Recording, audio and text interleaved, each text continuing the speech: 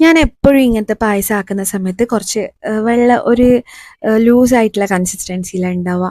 അപ്പോൾ ഇന്നാക്കിയെടുത്തത് അമ്പലത്തിലെല്ലാം കിട്ടൂലേ നമുക്ക് ഇലയിൽ നല്ലോണം നെയ്യെല്ലാം ഇട്ടിട്ട് കുറുകിയ ടൈപ്പിലുള്ള ആ ഒരു നെയ് പായസത്തിൻ്റെ റെസിപ്പി നോക്കാം. വളരെ പെട്ടെന്ന് ഉണ്ടാക്കിയെടുക്കാൻ പറ്റും. അപ്പം വൈകുന്നേരം നല്ല വിശപ്പെല്ലാം ഉള്ള സമയത്ത് ഇതേപോലെ എല്ലാം ആക്കി നമുക്ക് കഴിക്കാം, കുട്ടികൾക്കും കൊടുക്കാം. നല്ല ഹെൽത്തിയും അല്ലേ. അപ്പോൾ ഇതാ പെട്ടെന്ന് ആക്കിയെടുക്കാനും പറ്റും. 1/2 കപ്പ് അരി എടുത്തിട്ട് നല്ലോണം കഴുകി വൃത്തിയാക്കി അതിലേക്ക് ഏലക്കായും ഉപ്പിട്ടിട്ടൊന്ന് വേവിച്ചെടുക്കുക. പിന്നെ ഇതാ മധുരത്തിന് ആവശ്യത്തിന് ശർക്കര ഇട്ടിട്ട് അതും അതേപോലെ തന്നെ ആ ഒരു കപ്പിൽ തന്നെ എടുത്തിട്ടുണ്ടായത് അതൊന്ന് ഉരുക്കിയിട്ട് അരിച്ചിട്ട് ഒഴിച്ചു കൊടുക്കുക.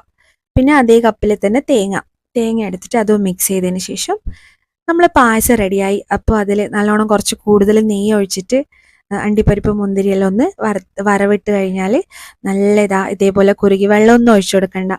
നല്ല ടേസ്റ്റാണ് കഴിക്കാൻ വേണ്ടി. അപ്പോൾ ചെയ്തോ.